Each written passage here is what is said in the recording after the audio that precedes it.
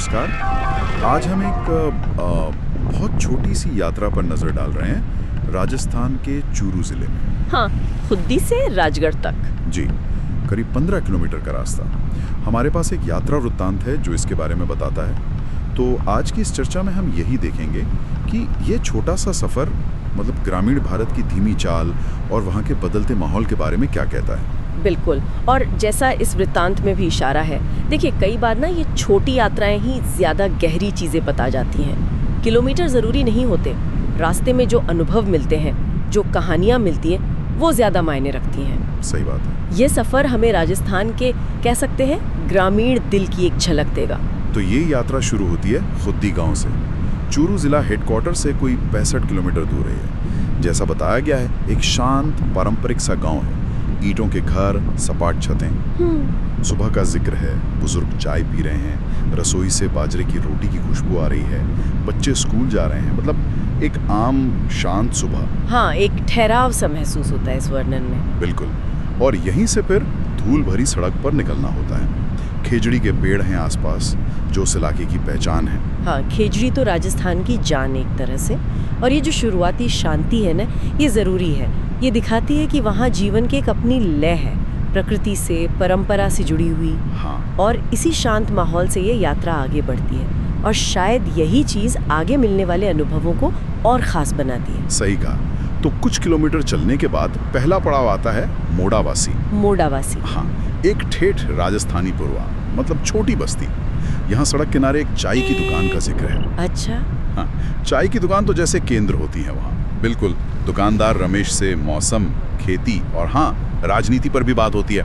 मुझे ये हमेशा बड़ा दिलचस्प लगता है कि छोटी छोटी जगहों पर भी राजनीति कैसे रोजमर्रा की बातचीत का हिस्सा होती है। हाँ, वो तो है। स्रोत शायद ये नहीं बताता कि किस तरह की राजनीति पर बात हुई, स्थानीय या राष्ट्रीय। नहीं, ज्यादा डिटेल नहीं है, पर वो माहौल जरूरी है। बिल्कुल। वो चाय की दुकान एक तरह का सोशल हब बन जाती है, जहाँ गांव के मुद्दे, देश दुनिया की बातें सब साझा होता है। ये अपने आप में ग्रामीण जीवन का एक अहम पहलू है। और वहीं पास में नीम के नीचे महिलाएं खाट बुन रही हैं। पारंपरिक हुनर। हाँ, वो पारंपरिक कला जो शायद धीरे धीरे कम हो रही हो।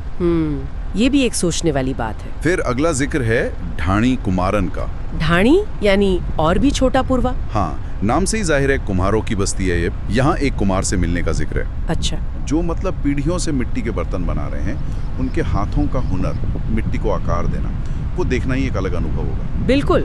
और यहाँ ये सवाल भी उठता है, जिसका शायद जिक्र हो वृत्तांत में, कि ये जो पारंपरिक कलाएं हैं, हाँ। क्या ये सिर्फ विरासत रह गई हैं या आज भी इनकी कोई आर्थिक अहमियत है? हाँ। मतलब उस कुम्हार की बातों से कुछ ऐसा लगा।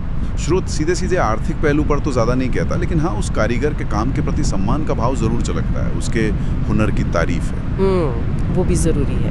वो अपने आप में बहुत कुछ कह जाता है। फिर आता है मंगला का। मंगला।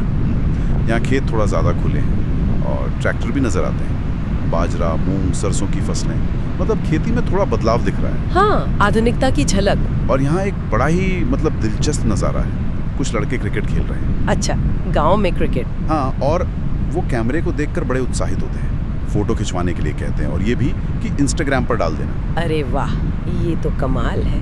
ये मंगला वाला हिस्सा तो सच में आज के दौर का एक स्नैपशॉट है। बिल्कुल। एक तरफ ट्रैक्टर यानी खेती में नयापन, और दूसरी तरफ इंस्टाग्राम, मतलब डिजिटल दुनिया से कनेक्शन। हाँ, लेकिन ये कनेक्शन कैसा है? क्या स्रोत बताता है कि ये सिर्फ एक नई चीज का शौक है, या ये वाकई उनकी दुनिया बदल रहा है? वृत्तांत इसे शायद एक अवलोकन की तरह ही पेश करता है कि देखो कैसे बाहर की दुनिया की चीजें धीरे धीरे इन अंदरूनी इलाकों तक भी अपनी जगह बना रही हैं। और फिर सफर पहुंचता है अपनी मंजिल, राजगढ़। इसे सादुलपुर भी कहते हैं। हाँ, सादुलपुर जंक्शन। ये खुद्दी या उन ढाणियों के मुकाबले काफी अलग जगह है। ज्यादा चहल पहल, ज्यादा दुकानें, ऑटो रिक्शा, व्यस्त है काफी। हाँ, एक अर्ध शहरी कस्बा कह सकते हैं। और एक रेलवे स्टेशन भी है यहाँ, जो इसे दिल्ली, बीकानेर, जयपुर जैसे बड़े शहरों से जोड़ता है। बिल्कुल। किलोमीटर की यात्रा का अंत नहीं है, वो असल में कई दूसरी यात्राओं का, लोगों का, सामानों का, विचारों का मिलन बिंदु है। सही बात। ये दिखाता है कि कैसे एक ग्रामीण माहौल धीरे धीरे एक अर्ध शहरी केंद्र में बदलता है, जो आसपास के कई गांवों के लिए जरूरी बन जाता है, व्यापार के लिए, आने जाने के लिए। तो कुल मिलाकर देखें तो इस 15 किलोमीटर के सफरनामे से जो बात सबसे ज्यादा उभर कर आती है वो शायद यही है कि असली मजा मंजिल में नहीं था। हाँ, रास्ते में था। बिल्कुल, रास्ते की वो धूल, लोगों से वो छोटी छोटी मुलाकातें, वो चाय की दुकान की बातें, उस कुम्हार का हुनर, वो क्रिकेट खेलते बच्चे। हर पड़ाव की अपनी कहानी। हाँ, उन्हीं सब में असली अनुभव छिपा था। ये सिर्फ 15 किलोमीटर नहीं थे, ये तो जैसे जीवन के कई रंगों का एक कोलाज था। बिल्कुल सही कहा। और ये छोटी सी यात्रा इस बात को फिर से याद दिलाती है कि अगर हम थोड़ा धीरे चलें, थोड़ा रुक कर देखें, हाँ, वो हमें अपने आसपास वो बारीकियां नज़र आती हैं जो तेज़ रफ्तार ज़िंदगी में कहीं खो जाती हैं। सही है। ये उन सब के लिए एक तरह का रिमाइंडर है जो किसी जगह की असली रूह को, उसकी सच्ची कहानी को समझना चाहते हैं। तो खुदी की उस शांति से लेकर राजगढ़ की इस हलचल तक ये 15 किलोमीटर हमें दिखाते हैं कि कैसे एक छोटे से इलाके में भी परंपरा, बदलाव और रोज़मर्रा की ज़िंदगी की कितनी सारी कहानियाँ एक साथ चल रही होती हैं। और ये हमें सोचने पर ही मजबूर करता है ना कि हमारे अपने रोज़ के जो रास्ते हैं जिन पर हम शायद ध्यान भी नहीं देते, उन पर ऐसी कितनी अनकही कहानियाँ बिखरी पड़ी होंगी। हाँ, बिल्कुल। और इन छोटी जगहों पर जहाँ आधुनिकता और परंपरा का मेल हो रहा है या शायद टकराव हो रहा है, उसका असली रूप क्या बन रहा है, ये संतुलन कैसे बन रहा है, शायद अगली बार हम भी कहीं जाएं तो थोड़ा धीरे चलकर देखने की कोशिश करें।